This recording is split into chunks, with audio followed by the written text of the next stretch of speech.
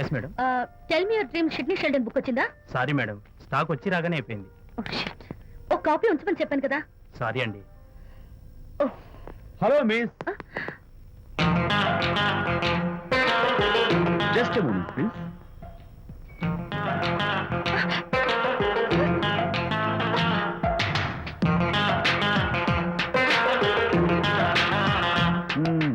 మీరు ఒక పురుగు. వాట్? పురుగా? You mean insect? మీరు ఒక పుస్తకాల పురుగు అంటున్నాను, రైట్? మీ కళ్ళ గురించి చెప్పండి. టెల్ మీ యువర్ డ్రీమ్స్ అని సిడ్నీ షెల్డన్ రాసిన పుస్తకం కోసం మీరు ఈ షాప్కి వచ్చారు. స్టాక్ లేదన్నారు. దాంతో మీరు డిసప్పాయింట్ అయ్యి వెళ్ళిపోతున్నారు. అవునా కదా? మీకెలా తెలుసు? మాకింకా చాలా తెలుసు. నేనే మాట్లాడాను. మరి మీ లిప్ కదలేదేంటి? లిప్పు కదలకుండా మాట్లాడడం నాకున్న special decoration. You mean ventriloquism? Yeah, ventriloquism. Okay then. నేను ఆ బుక్ కోసం వచ్చానని మీకెలా తెలుసు? Face reading. అంటే మీ ఫేస్ ని స్టడీ చేసి మీ మనసులో ఏమనుకుంటున్నారో చెప్పేది. అయితే ఫేస్ చూసి అవతల వాళ్ళు ఏమనుకుంటున్నారో మీరు చెప్పగలుగుతారా? యా, నాకున్న స్పెషల్ డెకరేషన్ అదే. ఫర్ ఎగ్జాంపుల్, ఈ క్షణంలో మీరు నా గురించి ఏమనుకుంటున్నారో చెప్పమంటారా? యా. వీడికి ఫేస్ రీడింగ్ రాదు, పాడు రాదు. నేను ఓ పుస్తకం కొనడానికి వచ్చానని ఎలాగో తెలుసుకుని నాతో పరిచయం పెంచుకోవడానికి ఈ వ్యధావేషాలు వేస్తున్నాడు అని అనుకుంటున్నారు కదా? అవునా? ఇప్పుడైనా ఒప్పుకుంటారా నాకు ఫేస్ రీడింగ్ వచ్చని? You're really great. Thank you. మీ కాంప్లిమెంట్ కి నా గిఫ్ట్. Tell me your dreams. Take it please. Thank you very much. It's okay. Miss Shanti, నేనే పిలిచాను. అన్నట్టు నా పేరు మీకెలా తెలుసా? అదే నాకున్న ఎక్స్ట్రా డెకరేషన్. ముందు నుంచి చూసి భావం, వెనక నుంచి చూసి నామం చెప్పగలను. వావ్. బై ద వే, నాకు ఈ ఇన్స్టెంట్ ఫ్రెండ్షిప్స్ అవి నచ్చవు. సో ఇక మీద మన పరిచయం డెవలప్ కాకూడదని, మనం మళ్ళీ మళ్ళీ కలవకూడదని కోరుకుంటాను. బాయ్. ఇంకో విషయం చెప్పడం మర్చిపోయాను. ఇక నుంచి మీరు నా గురించి అస్సలు ఆలోచించొద్దు. ముఖ్యంగా రాత్రి 10 గంటలకి అస్సలు తలుచుకోవద్దు. చాలా డేంజర్. రాత్రి 10 గంటలకి.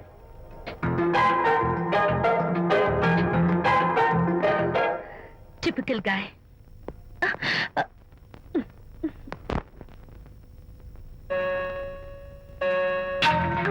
చూడండి, ముఖ్యంగా రాత్రి 10 గంటలకి అస్సలు తలుచుకోవద్దు. తలుచుకోను, అస్సలు తలుచుకోను.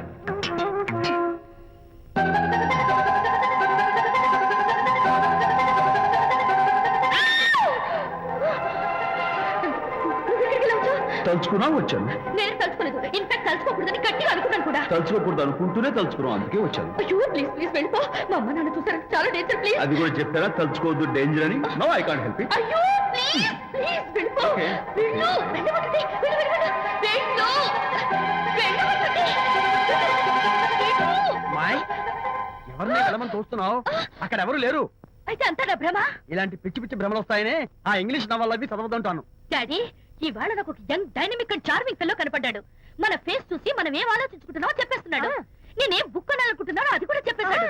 అంతేకాదు, రాత్రి 10 గంటలకి నన్ను తలుచుకోవద్దన్నాడు. నేను తలుచుకున్నాను, వచ్చేసాడు. నేను నమ్మను గాక నమ్మను. లేకపోతే మన మొహం చూసి ఏం ఆలోచిస్తున్నావో చెప్పడం ఏమిటి? నా మొహం నీ మొహం. నా కూతురు చెప్పిందంటే అలాంటి వాడు ఉండే ఉంటాడు. నువ్వు వెళ్ళి పడుకోమ్మా.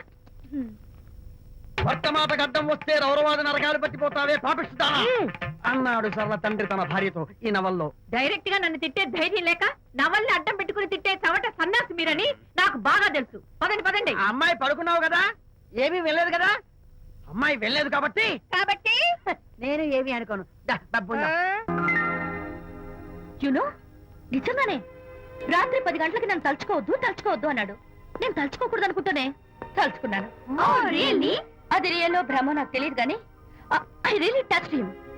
ప్రాక్టికల్ గా అలా బయటకు తోస్తాను. I'm totally confused. అయ్యో, నేను చెప్పి చూడండి, అతను వస్తున్నాడే. చూడండి, కనిపిస్తున్నాడా? ఎవరో కనిపించట్లేదే.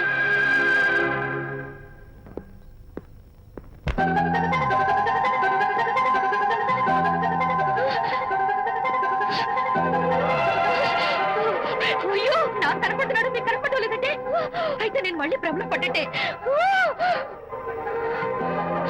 నా పక్కనే కూర్చున్నాడు చూడండి. నాకు కనపడుతున్నాడు, మీకెదికి కనపడలేదు.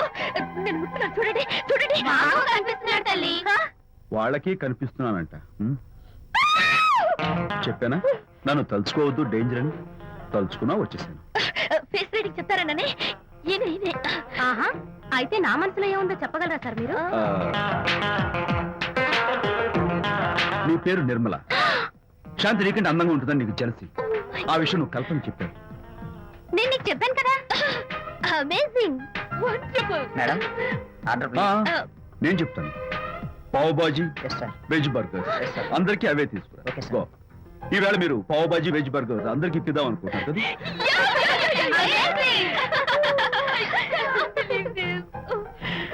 చూడండి, జీవితంలో ఒకసారి కలిసిన వాళ్ళని మళ్ళీ కలుసుకోవడం నాకు ఇష్టం ఉండదు. తలుచుకోవద్దని చెప్పాను, అయినా తలుచుకున్నాను. ఇక నుంచి నన్ను అస్సలు తలుచుకోవద్దు, నేను కలుసుకోను. బాయ్.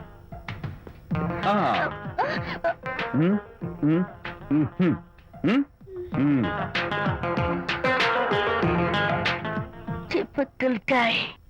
శ్రీరామ రామ రామే తీరమే డాడీ, డాడీ, ఫేస్ చూసి మనం ఏం ఆలోచిస్తున్నాం చెప్తాడనని. ఆ. ఈయనే. Excuse me. ఓ బాగున్నారా? ఈయన మీ నాన్నగారు. చూడు బాబు, మా అమ్మాయి నీ గురించి అంతా చెప్పింది, కానీ నేను నమ్మను. మీరు నమ్మకపోతే వచ్చే నష్టం ఏమీ లేదు. అలో నేను నమ్మాలంటే నా ఫేస్ చూసి నా మనసులో నేనేమనుకుంటున్నానో నువ్వు చెప్పాలి, అప్పుడు నమ్ముతా. మీకు మీ ఆవిడంటే చచ్చంత భయం. ఇంటికి వెళ్ళాక ఏ నవల అడ్డం పెట్టుకుని మీ ఆవిడని తిట్టాలా అని ఆలోచిస్తున్నాను. కరెక్టేనా? అబ్బో, నాకు మా అమ్మాయికి తప్ప ఇంకెవరికీ తెలియని టాప్ సీక్రెట్ చెప్పావు.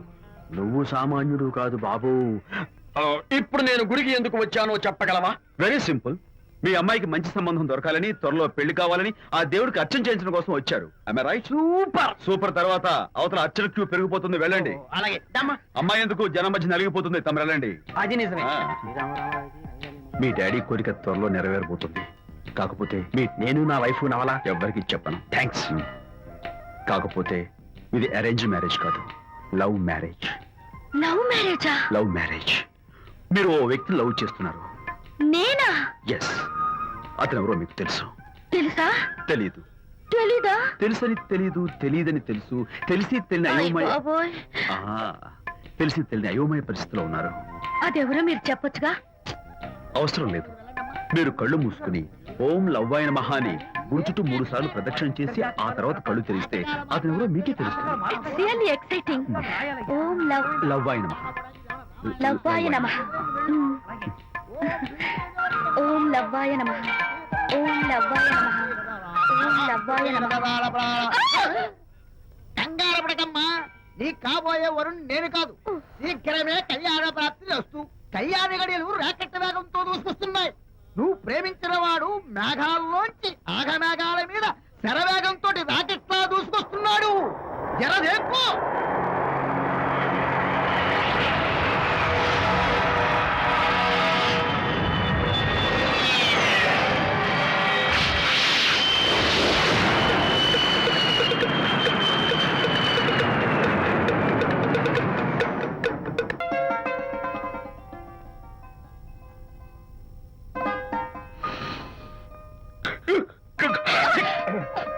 సారీ, నాకు ఈ డెకరేషన్ కొంచెం ఎలర్జీ.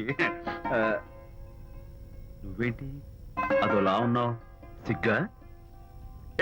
శాంతి, ఇంకెవరు పడుకో. శాంతి, అయ్యో ఏంటి శాంతి, నువ్వు అడ్వాన్స్ అయిపోతున్నావు. అడ్వాన్స్ కాదు, ఏం కాదు. ఏంటండి, మన పెళ్లికి వచ్చిన వాళ్ళకి కొంచెం బుద్ధుండక్కర్లేదు. ఏదో అక్షంతలు వేసి వెళ్ళిపోవాలి గాని మీ గురించి అనిత గురించి నోటికి వచ్చినట్టు అవుతారా?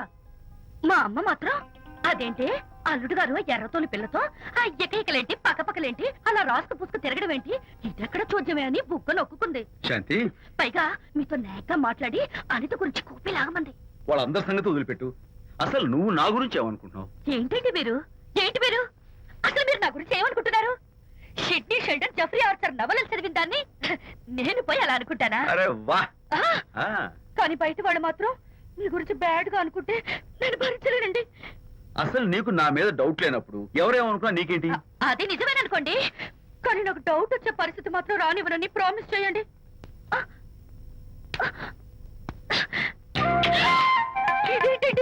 ప్రామిస్. అయ్యో ఇదేం ప్రామిస్ అండి? ప్రామిస్ చేయడంలో ఇది ఒక కొత్త టైప్ డెకరేషన్. ఇంకోసారి చేయనా? ఛీ, పోండి. అందంతో పాటు అర్థం చేసుకునే భార్య దొరికినందుకు ఐఎమ్ రియలీ హ్యాపీ. శాంతి, ఈ ఉరుములకి గట్టిగా కౌగిలించుకుంటే ఎంతో థ్రిల్గా ఉంది కదా. ఈ వర్షంలో తడుస్తూ మరింత గట్టిగా హత్తుకుంటే ఎంతో మత్తుగా గమ్మత్తుగా ఉంటుంది కదా. మన ఈ డెకరేషన్ ని వర్షంలో పెట్టుకుందామా? తడిచిపోతామండి. ఐ లవ్ యూ శాంతి.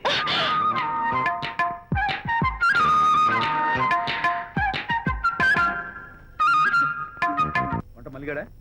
కాదండి, నేనే చేశాను. బాలేదా? బ్రహ్మాండంగా ఉంది, అద్దరింది. రా, నువ్వు గుర్తు. ఎందుకు ఏడుస్తున్నావు? వాళ్ళు సంతోషంగా ఉన్నారు కదా బాబాయ్, అందుకే ఎమోషన్ తట్టుకోలేక ఏడుస్తున్నారు. నేను వెళ్ళి వాళ్ళ సంతోషంలో పాలు పంచుకుంటాను. ఆ మౌడు బెళ్ళాలు ఏదో సరదాగా ముచ్చట్లాడుకుంటుంటే కాఫీలో ఉప్పులాగా మీరెందుకండి? నువ్వు పోరా. ఒరే విజయ్, మీరిద్దరూ ప్రేమ పెసరట్టు ఒకరికొకరు తినిపించుకుంటూ ఉంటే పడిన కష్టాలన్నీ గుర్తొస్తున్నాయిరా. కష్టాలేమిట్రా? అప్పుడే మర్చిపోయావా? ఆనాడు శాంతిని వరచి ఆమె ప్రేమ పొందడం కోసం వాళ్ళ ఇంట్లో దొంగతనంగా దూరి డైరీ సంపాదించడానికి ఎన్ని కష్టాలు పడ్డావు.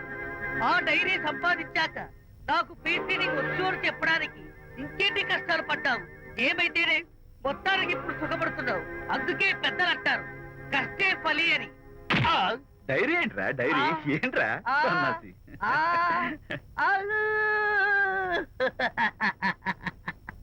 చెప్పేశారా? అయ్యో హరిశ్చంద్ర, నీ నోట్లో నువ్వు గింజ నానదు కదా తండ్రి. వస్తానమ్మా, వెళ్ళొస్తాను విజయ్. శాంతి, నాతో మాట్లాడకండి. కాదు నేను చెప్పేది విను. ఏంటి వినేది? నా డైరీ కొట్టేసి ఫేస్ రీడింగ్ కూర్చొని నన్ను మోసం చేశారు. శాంతి, నేను ఆ డైరీ కుట్టేసింది నీ మనసు కుట్టేయడం కోసం. మోసం, కుట్ర, దగ. నువ్వెన్ని పేర్లైనా పెట్టుకో, నీ ప్రేమ కోసం, నిన్ను పెళ్లి చేసుకోవడం కోసం ఒక చిన్న డెకరేషన్ ఇచ్చాను. Take it easy. నీకు విషయం తెలుసా? నిజానికి నాకు ఐడియా ఇచ్చింది మా అనిత, నేను కాదు. నేను ఏడుస్తున్నాను కదా. సత్య హరిశ్చంద్ర. శాంతి, నా అంటే అనిత చెప్తేనే నన్ను ప్రేమించారన్నమాట. నో నో నో నో, నేను ప్రేమించానని చెప్తే అనితే ఐడియా ఇచ్చింది. నీ మనసు ఖర్చు పెట్టినందుకు ఐఎమ్ రియల్లీ సారీ డార్లింగ్. నా ప్రేమ పొందడం కోసం నన్ను మోసం చేశారు కాబట్టి ఫస్ట్ టైం క్షమిస్తున్నాను. Thank you. కానీ ఇంకోసారి మోసం చేయరని నాకు ప్రామిస్ చేయండి. అబ్బా, ఏంటది? ఏ ఇటు కూడా ప్రామిస్ చేయాలా? చెప్పండి. May come in.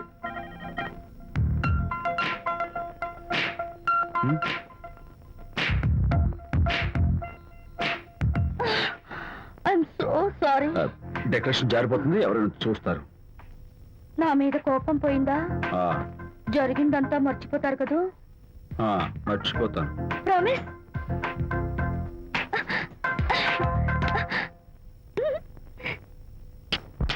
రా తల్లి రా. అల్లుడితో చెప్పకుండా అలిగొచ్చేసావా? చాలా మంచి పని చేశావు. నా కడుపున పుట్టినందుకు నేను గర్వపడుతున్నాను. దానికి కారకుండైనందుకు నేను సిగ్గుపడుతున్నాను.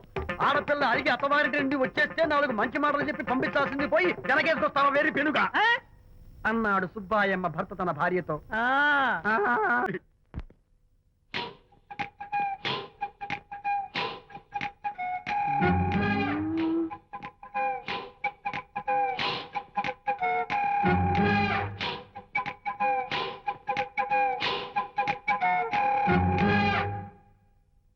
అమ్మాయ్యా, అమ్మో, నిజంగానా? కొంప మునిగిందే కాంతం.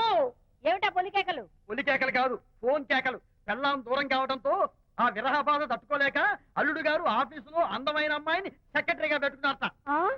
శాంతి, అల్లుడు గారు ఆఫీస్ లో పర్సనల్ సెక్రటరీ పెట్టుకున్నారట. ఆవిడ గారు అతన్ని అతుక్కోక ముందే జాగ్రత్త పడు. వచ్చారా? అల్లుడు గారు ఆఫీస్ లో ఆ టైపిస్ట్ పిల్లని 4 దులిపొచ్చారా? 4 ఏమిటి, 44 దులిపించుకొచ్చా. అదేమిటి? అదేమిటేంటి, నీ పెళ్ళానికి లేకపోయినా నీకైనా బుద్ధి లేదా అని చీవాట్లు పెట్టింది ఆ పిల్ల. మీ అల్లుడు చాలా మంచివాడు, అతన్ని అనవసరంగా అనుమానించి నీ కూతురు కాపురం పాడు చేసుకోవద్దు అని ఇంత గడ్డి పెట్టింది. చూడు, నీకెలాగూ జీవితంలో ముద్దు ముచ్చడం లేదు. మొగుడు ఉన్నా ఒకటే, లేకపోయినా ఒకటే. ఇదిగో చిలకా గోరింకల్లా పచ్చగా ఉన్న వాళ్ళ కాపురంలో ఇప్పటి వరకు పెట్టిన చిచ్చు చాలు. ఇప్పటికైనా కళ్ళు తెరుచుకొని వెళ్ళి అల్లుడు గారి కాళ్ళ మీద పడి క్షమాపణ కోరు. నీ కూతురు కాపురం బాగుపడుతుంది. లేకపోతే దాని బతుకు కూడా నాలాగే నవల్ల పాలవుతుంది. అన్నాడా సరళ తండ్రి ఈ నవల్లో? కాదు, శాంతి తండ్రి నీ మొగుడు నిజంగా నిర్భయంగా